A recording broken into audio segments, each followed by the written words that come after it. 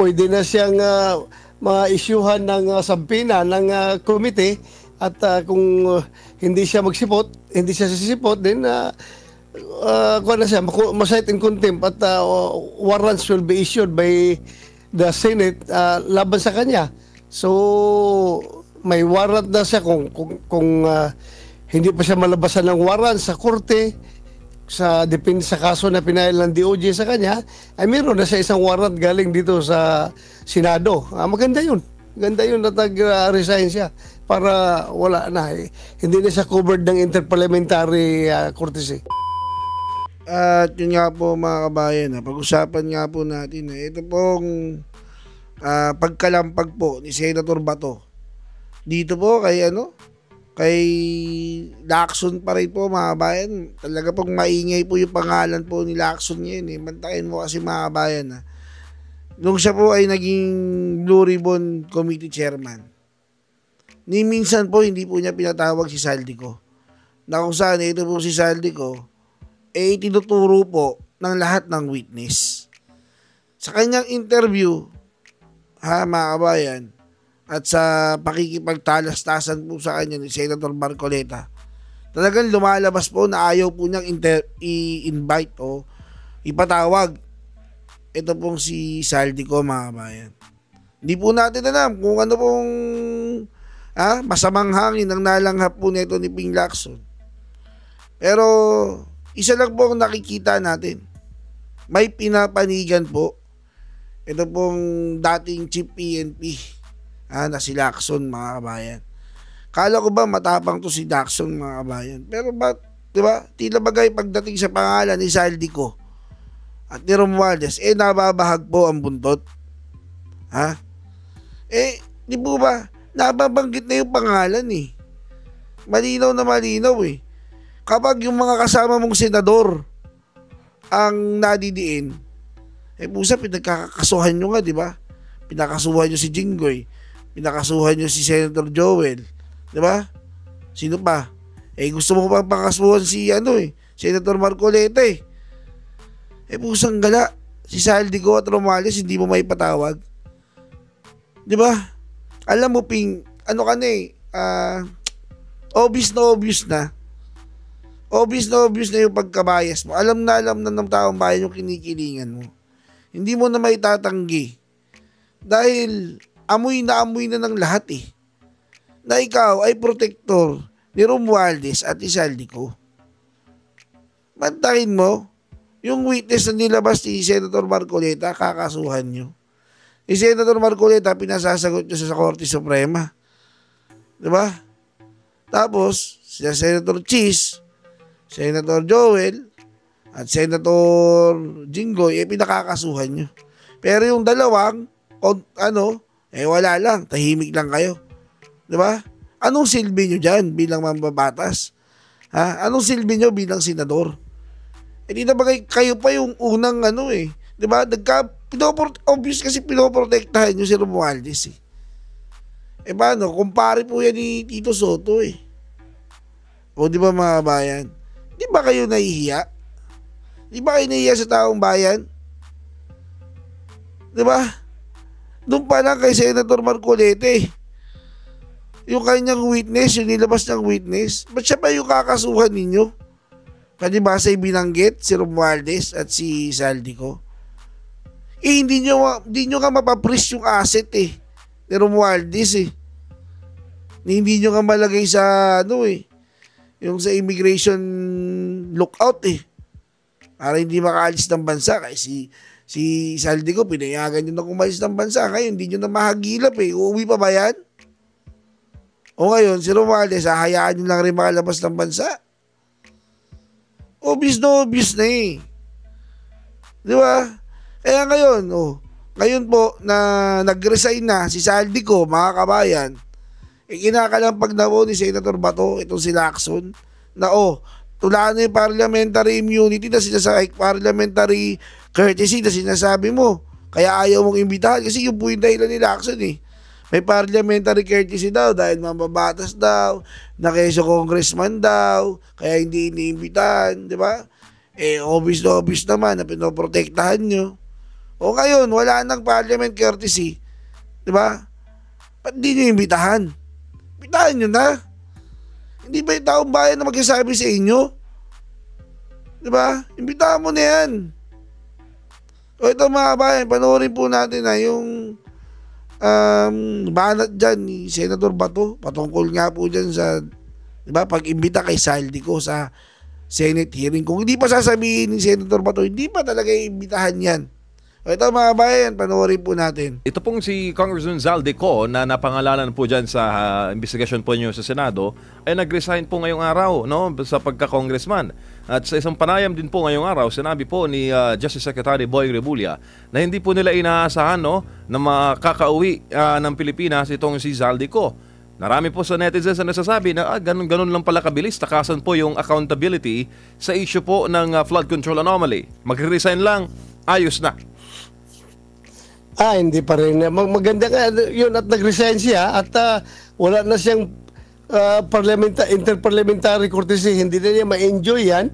So pwede na siyang ma-issuehan ng sampina ng committee at kung hindi siya magsipot, hindi siya sisipot, then kuha na siya, ma-cite in contempt at warrants will be issued by the Senate laban sa kanya.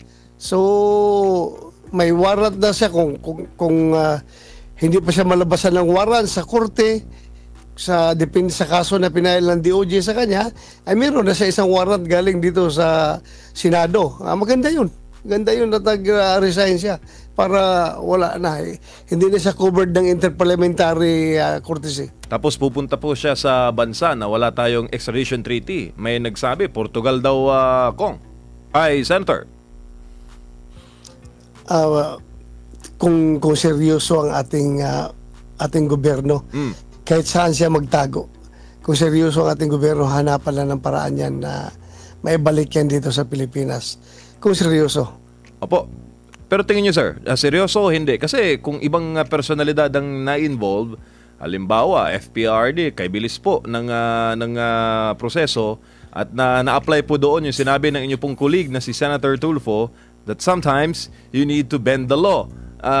Kay Pastor naman, sir, napakabilis po ng paggalaw ng batas, no? Laban sa mga nakikita natin na walang kalaban-laban sa government apparatus. Pero itong nangyayari ngayon kay Congressman Zaldico, both Congress and Senate investigation, siya po ang tinuturo. Aba, parang walang resulta, Senador. Well, it remains to be seen yung sinseridad ng ating gobyerno na papanagutin si Zaldico.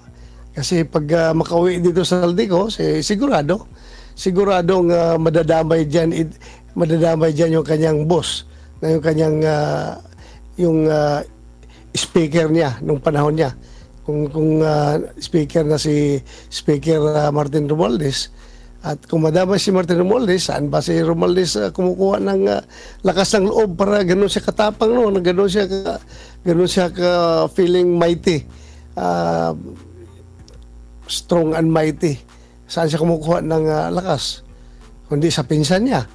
So, ititingnan natin kung gaano kasinsiro ang ating gobyerno na hahabulin yung accountability nito ni Zaldico at ni Martin Romualdez. Opo, sir, nasa Senado po kami kanina, no? At napaka saya ng kahit mga Senate staff, no? Nagpapapicture kay VP Sara Duterte. Nagkaroon din po ng all-member caucus kanina. Baka meron po kayong gustong ikwento, sir, sa inyo pong mga meetings kaninang hapon. Wala, lang naman yun. Meet and greet lang kay Sara doon sa after ng baka nagtatanong yung mga tao bakit nandoon si BP Sara sa gallery kanina. Nagkuhan po siya. Nag-budget hearing po sa sa pundo ng Office of the Vice President. Tapos nang hearing ay nakikain siya doon sa isa sa opisina ng mga senador at yun na. Pagkatapos noon, nanood na lang siya doon sa gallery nung nag-deliver si Senator Chis Escudero ng kanyang privilege speech. gaano kalaking show of support si VP Sara sa inyo na minority kanina, no, sa session? Dahil alam mo naman, sir, bagamat minority kayo dyan sa Senate, para naman kay VP, kayo daw ang majority of the people. Well, malaking bagay yun, no? Malaking bagay yun. Lalong-lalo na doon sa mga kasamahan namin sa minority na medyo bugbog sarado ngayon. Malaking bagay yun na nakita si VP Sara. Opo, alam mo naman na Senator, mukhang pong sasabong pa biya, no? Dehado ang laban. Dehado.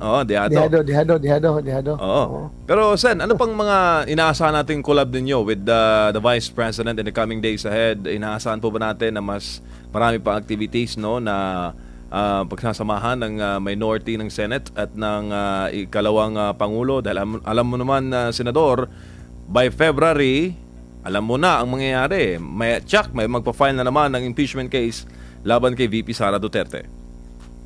Hindi pa sila mahiya. Ulitin nila yun na busy tayo dito sa mga trilyones na nawawala, tapos yung cleared sa kuha na 125 million, ulitin na naman nila, gagawin nilang ground for impeachment. Kaulaw ba naman hindi ba nakakahiya yung gano'n? Nakakahiya naman siguro. Pero sige lang, be that as it may, karapatan nila yan kung mag-refile sila. At tingnan natin kung makalusot doon sa House ngayon, with the present situation ng House, kung ipapalusot pa rin nila, kung ipalusot nila, pagdating sa Senado, hintayin namin kung makarating sa Senado. Opo, sir, may bala ako dito tayo kay dating Pangulong Duterte. Meron pong balita, Senador, na nakuyapan daw, no? Si FPRD sa loob ng kanyang detention facility. Worse ay hindi po ito agad na ikikwento in real time sa immediate family ng dating Pangulo ng Pilipinas. Meron din nagsasabi, sir, na mukhang yung welfare check na isinasagawa ng ating pamahalaan ang nagpupunta daw mismo sa selda ng FPRD ay itong si dating Senador Antonio Trillanes. Yan din ang pagkaalam ni Congressman Pulong Duterte. Anong masasabi mo dito, sir? Well, God forbids, no? God forbids kung totoo yung balita na yan, pinapasok siya in the pretense na kasama sa, no, membro. Falsely, nag-assume siya ng personalidad as membro ng Philippine Embassy na nag-conduct ng consular visit sa dating Pangulong Duterte. Hindi ko ma-imagine kung pinapasok siya doon at meron siyang ginawang hindi maganda kay Pangulong Duterte. Kahit na hindi physically, kahit na imak lang niya yung Pangulong Duterte doon sa loob.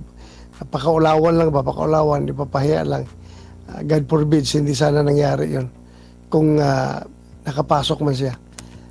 Tsaka, alam mo naman, Senador, hindi patas ang laban kung mano ang pag-uusapan. Dahil alam naman, matanda na si FPRD. Ano pang malay niya sa mas bata na si dating Senador Trillanes, kung tutusin.